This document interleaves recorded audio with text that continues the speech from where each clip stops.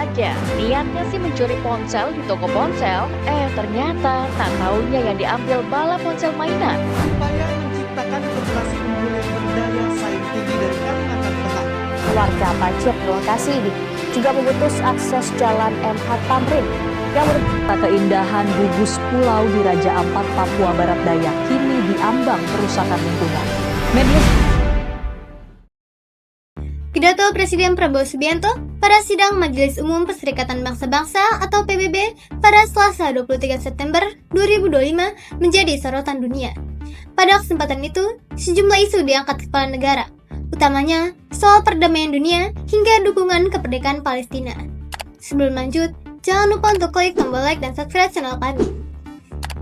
Presiden Prabowo Subianto berpidato dalam sesi debat umum sidang ke-80 Majelis Umum Perserikatan Bangsa-Bangsa atau PBB di markas PBB New York pada Selasa 23 September waktu setempat, mengajak negara-negara dunia menolak doktrin yang kuat dapat berbuat semaunya. Menurut Prabowo, PBB dibentuk karena salah satunya untuk menolak doktrin semacam itu. Societas memperingatkan yang kuat dapat berbuat semau mereka, sementara yang lemah harus menderita. Kita harus menolak doktrin ini. PBB ada untuk menolak doktrin ini, kata Prabowo saat berbicara di General Assembly Hall, markas PBB New York saat sidang ke-80 Majelis Umum PBB pada Selasa 23 September.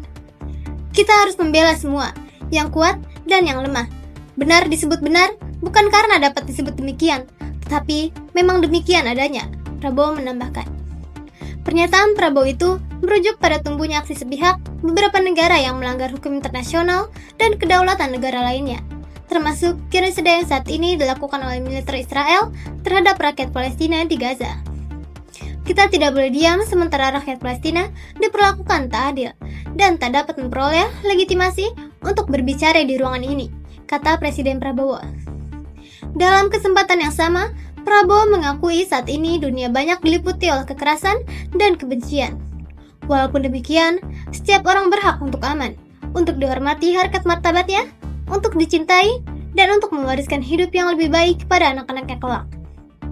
Anak-anak kita menyaksikan pilihan kita hari ini. Mereka tidak belajar dari buku pelajaran, tetapi dari pilihan-pilihan kita, ujar Presiden. Oleh karena itu, Prabowo kembali menekankan peran penting PBB untuk menjaga perdamaian, menegakkan multilateralisme, dan kesejahteraan untuk semua. Dengan PBB yang kuat, kita dapat membangun dunia di mana yang lemah tidak harus menderita, tetapi yang lemah dapat hidup di dunia yang adil sebagaimana mestinya.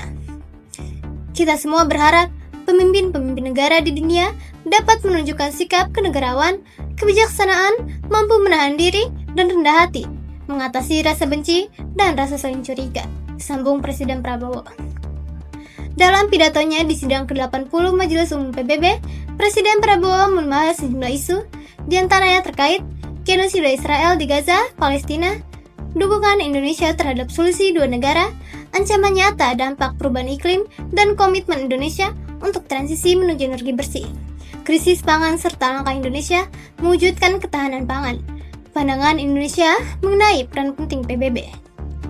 Sesi debat umum merupakan acara inti sidang ke-80 Majelis Umum PBB.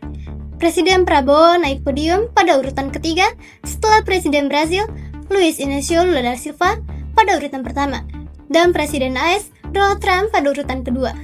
Tradisinya, Brazil selalu berbicara pada urutan pertama dalam sidang Majelis Umum PBB, dan AS selalu berbicara pada urutan kedua selaku tuan rumah. Kehadiran Presiden Prabowo secara langsung di markas PBB pada sidang ke-80 Majelis Umum PBB pun menjadi kehadiran pertama kepala negara Indonesia setelah absen selama 10 tahun dalam forum tahunan PBB tersebut. Amnesty International Indonesia menilai pidato Presiden Prabowo Subianto di sidang umum PBB beberapa waktu lalu tak sejalan dengan kebijakan Indonesia. Pidato Presiden di PBB menyebut kesetaraan, keadilan, perdamaian, dan menawarkan 20.000 pasukan Indonesia untuk misi penjaga perdamaian.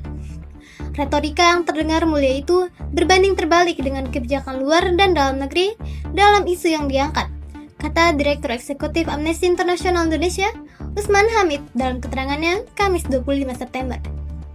Kata Usman, dalam pidatonya Prabowo tak lantang menyebut yang terjadi di Palestina sebagai genosida. Padahal, PBB dan lembaga HAM internasional telah mengkonfirmasi terjadi genocida di Palestina yang dilakukan Israel.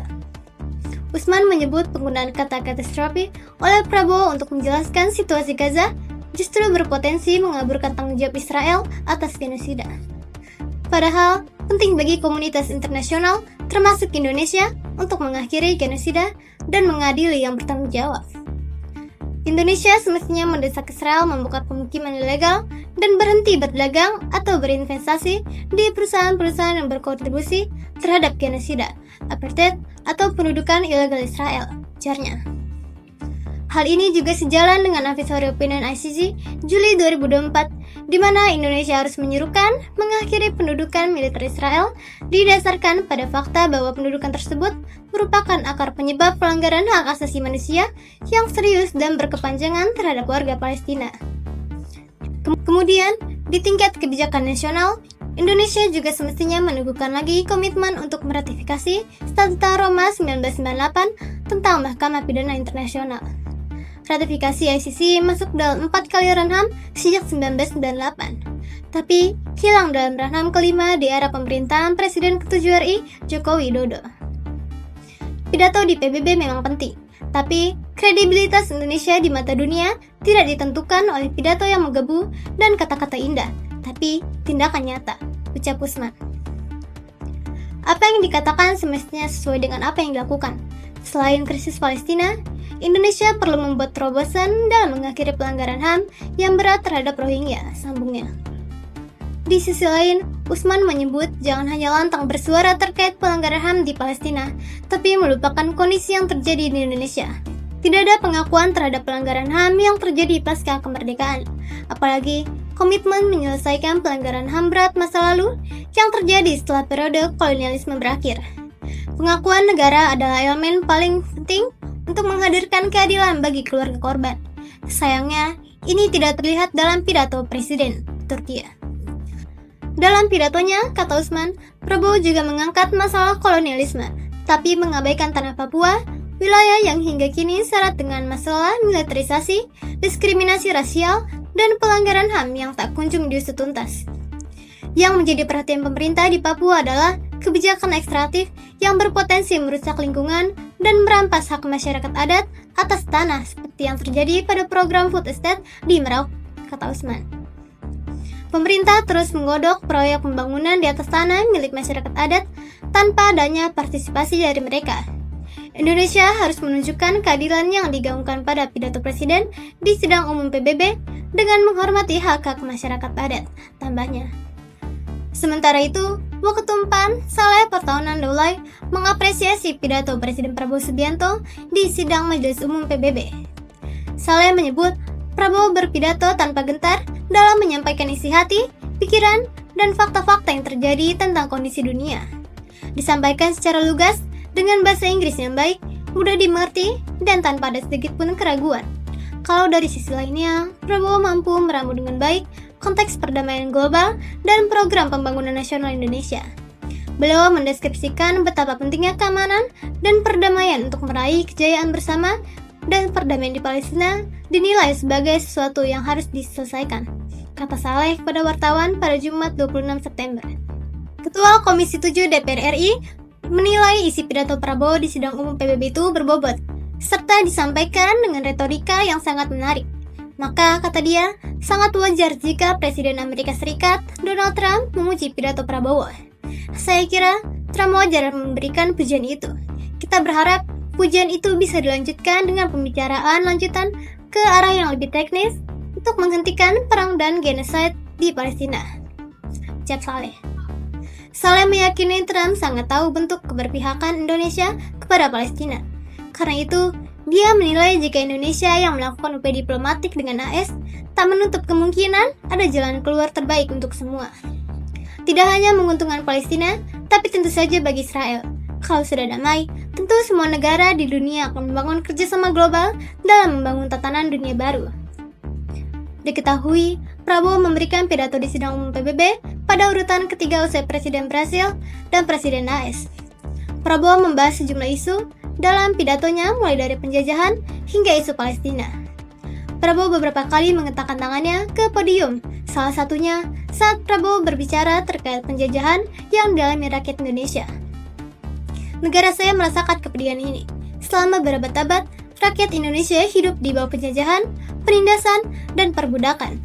Kami diperlakukan lebih rendah daripada anjing di tanah air kami sendiri.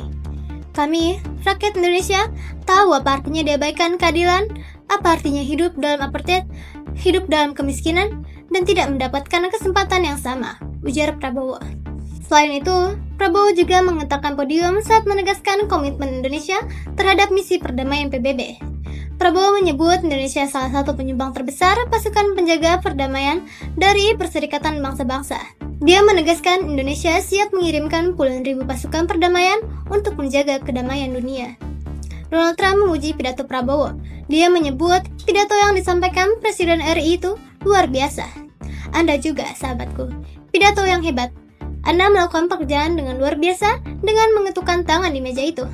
Anda melakukan pekerjaan yang luar biasa. Terima kasih banyak, ujar Trump saat Prabowo mengikuti multilateral meeting on the Middle East atas undangan Trump.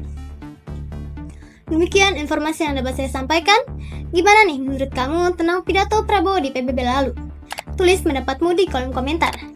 Jangan lupa untuk klik tombol like dan subscribe. Nantikan berita terbaru hanya di RRV Media.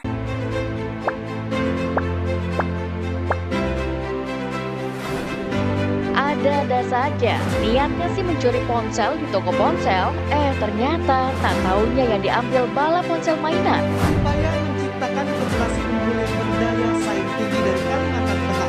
Warga Pacet lokasi ini juga memutus akses jalan MH Tamrin yang merupakan keindahan gugus pulau di Raja Ampat, Papua Barat Daya kini diambang kerusakan lingkungan. Media